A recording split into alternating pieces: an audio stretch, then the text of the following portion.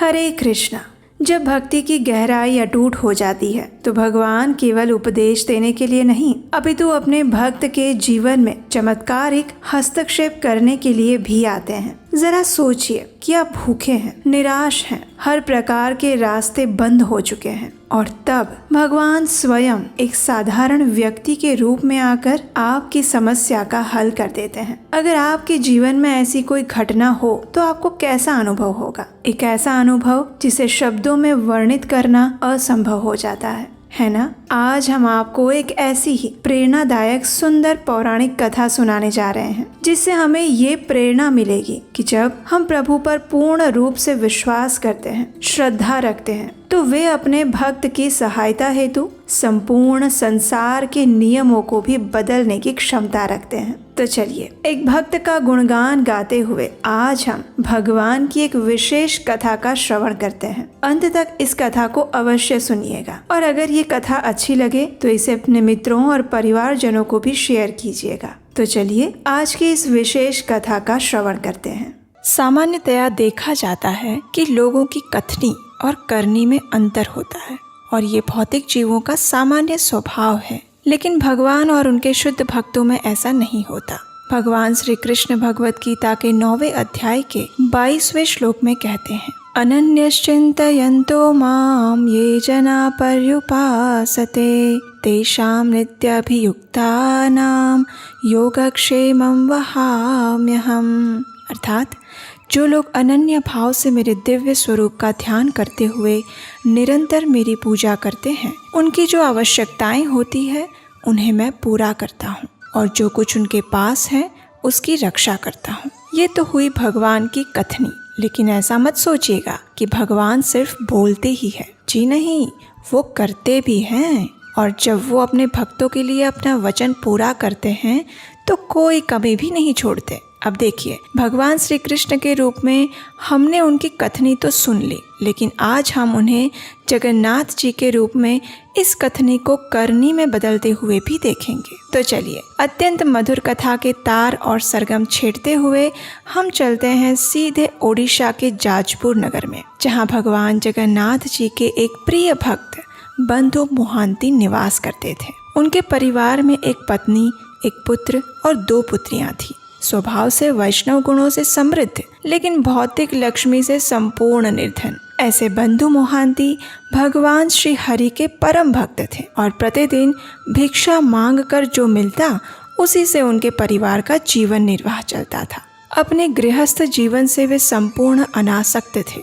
क्योंकि इस भौतिक देह और संसार की क्षण भंगुरता से वे अच्छे से परिचित थे। अब एक बार क्या हुआ कि उनके नगर क्षेत्र में भयंकर अकाल पड़ा। चारों ओर भूख और प्यास से लोग मर रहे थे। जब लोगों के खुद के पास पर्याप्त भोजन नहीं था तो ऐसे समय में लोग भिक्षा कैसे दे सकते थे। इसलिए बंधु मोहंती और उनके परिवार को इस कष्ट का सामना करना पड़ा। जब उनकी पत्नी ने देखा कि उनके बच्चे अब भूख के कारण मृत्यु शैया पर लेट चुके हैं, तो उनसे ये सहन नहीं हुआ, और उन्होंने अपने पति बंधु मोहंती से कहा, हे स्वामी, क्या आपके ऐसे कोई रिश्तेदार या सगे संबंधी नहीं हैं जो हमें इस महामारी के समय में सहायता प्रदान करें? क्यों ना हम इस स्थान को छोड़कर आपके किसी रिश्तेदार के घर चले जाएं, जिससे हमारे बच्चों के संकट में पड़े हुए प्राण की रक्षा हो सके। पत्नी की आर्त प्रार्थना सुनकर बंधु मोहंती ने कहा, मेरा कोई रिश्तेदार तो नहीं है, परंतु मेरा एक परम मित्र अवश्य है। वो इस संसार में सर्वश्रेष्ठ है और उसके समान कोई नहीं, लेकिन वो यहाँ से बहुत दूर श्री क्षेत्र पूरी धाम में रहता है। अगर किसी तरह हम उस तक पहुँच गए तो हमारी सभी समस्याओं का समाधान हो जाएगा। बंधु मोहंती की बात सुनकर पत्नी ने हर्षित होते हुए कहा, अच्छा, फिर प्रतीक्षा किस बात की? चलिए चलिए, मैं एक बच्चे को उठा लेती हूँ और आप दूसरे को उठा लीजिए, और बिना किसी विलंब अब हम निकलते हैं। पत्नी की बात सुनकर प्रसन्न हुए बंधु मोहंती ने सोचा, चलो इसी बहाने मुझे मेरे प्रभु श्री जगन्नाथ, बलदेव और सुभद्रा जी के दर्शन हो जाएंगे। और बस फिर क्या था, बंधु मोहंती अपनी पत्नी और बच्चों के साथ निकल पड़े अपने परम मित्र के घर जाने के लिए, यानी श्री क्षेत्र पूरी धाम के लिए। 4 दिन की कठोर यात्रा के बाद वे सभी जगन्नाथ मंदिर के सिंह द्वार पर जा पहुँचे। उस समय हजारों लोगों की भीड़ वहां दर्शन के लिए एकत्रित हुई थी, इसलिए सुरक्षा प्रबंध मजबूत था। अब ऐसे समय में मंदिर में जाने का अवसर उन्हें नहीं मिल पाया, इसलिए उन्होंने बाहर से ही पतित पावन जगन्नाथ जी के दर्शन किए और पेजा नाला के निकट स्थित दक्षिण द्वार पर चले गए। ये वही स्थान है जहाँ मंदिर की रसोई में तैयार किए गए चावलों का मांड एकत्रित होता है और पेजा के नाम से प्रसिद्ध इस प्रवाही को गाय पीती है। बंधु मोहंती ने अपने परिवार वालों से कहा, आज मेरे मित्र के घर में बहुत से अतिथि आए हुए हैं, इसलिए चौकीदार केवल विशेष अतिथि को ही अंदर जाने दे रहे हैं। इसलिए हम सब ऐसा करते हैं कि आज रात इस स्थान पर हम सब इस जगन्नाथ मंदिर की रसोई से निकलने वाले पेजा द्रव्य को पीकर इस स्थान पर रात्रि में विश्राम कर लेते हैं और फिर जब सुबह हो जाएगी तो हम मेरे मित्र के घर पर चलेंगे। उनकी पत्नी और बच्चों ने उनकी बात मान ली। उन्होंने वहां से एक टूटा हुआ कुल्हड़ ढूंढा और मन भरकर चावल का मांड पिया और वहीं पर सो गए। उस रात बंधु मोहंती ने जगन्नाथ जी से प्रार्थना करते हुए कहा, हे जगत के नाथ, आप इस सृष्टि में सभी के पालनहार हैं। क्या हम आपकी सृष्टि से भिन्न हैं? हे प्रभु, हम यहाँ भोजन की कमी के कारण भूख से मर रहे हैं। कृपया हमारी रक्षा करे प्रभु, अन्यथा हम इस शरीर का त्याग कर देंगे। इस प्रकार भगवान का स्मरण करते हुए बंधु मोहंती को नींद आ गई। कुछ समय बाद सभी पुजारी भगवान की संध्याकालीन सेवा पूजा करके अपने अपने घर चले गए। लेकिन हमारे जगन्नाथ जी को नींद कैसे आ सकती थी? और कारण स्पष्ट था। उनका एक परम भक्त अपने परिवार के साथ उनके मंदिर के द्वार पर भूखा जो सो रहा था। भगवान ने सोचा, मेरा मित्र इतनी दूर से ये सोचकर मेरे पास आया था कि मैं ही एकमात्र उसका मित्र हूँ। ऐसे में मैं उसे इस स्थिति में कैसे देख सकता हूँ? नहीं, ये नहीं हो सकता।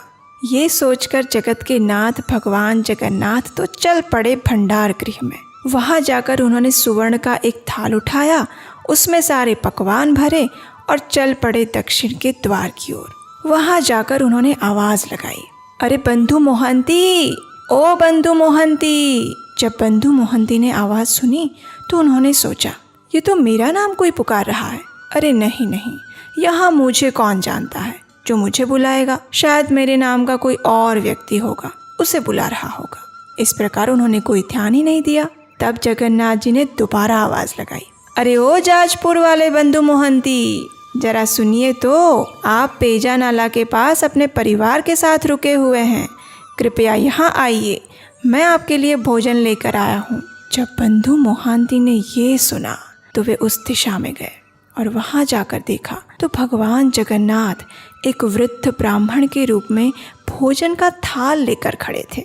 भोजन का थाल देते हुए भगवान ने कहा, कृपया इसका स्वीकार करें और अपने परिवारजनों को भोजन करवाएं।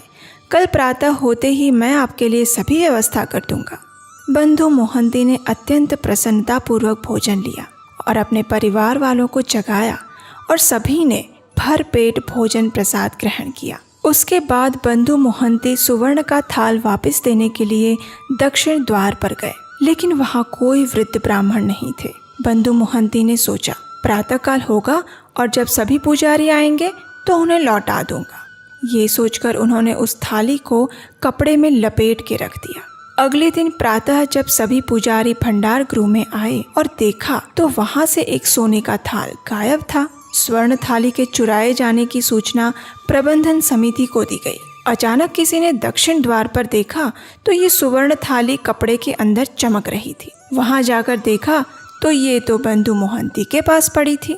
ये देखकर राजा के सैनिकों को लगा कि बंधु मोहंती ने इस थाली को चुराया है और इसलिए उन्हें बंदी बनाकर निर्दयता से पीटा गया और कारागृह में डाल दिया।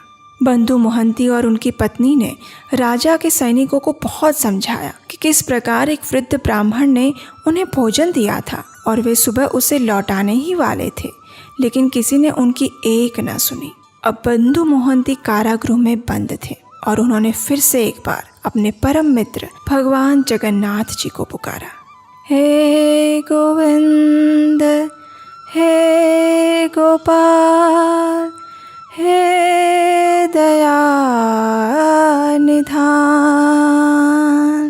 हे प्रभु, मैं तो अधमतम प्राणी हूँ, मेरे जैसा कोई पापी नहीं और आप जैसा कोई दयालु नहीं, इसलिए आपको मेरे लिए जो भी उचित लगे वही करें। मैं आपकी शरण में हूँ प्रभु, मैं आपकी शरण में हूँ। अपने भक्त की प्रार्थना सुनकर भगवान से सहन नहीं हुआ और रात्रि होते ही वे तो निकल पड़े राजा के महल में। राजा के स्वप्न में जाकर उन्होंने राजा को डांटते हुए कहा, हे राजा, ध्यानपूर्वक सुनो। क्या तुम्हारे घर पर जब कोई अतिथि आता है तो क्या तुम उन्हें भूखा सुलाते हो?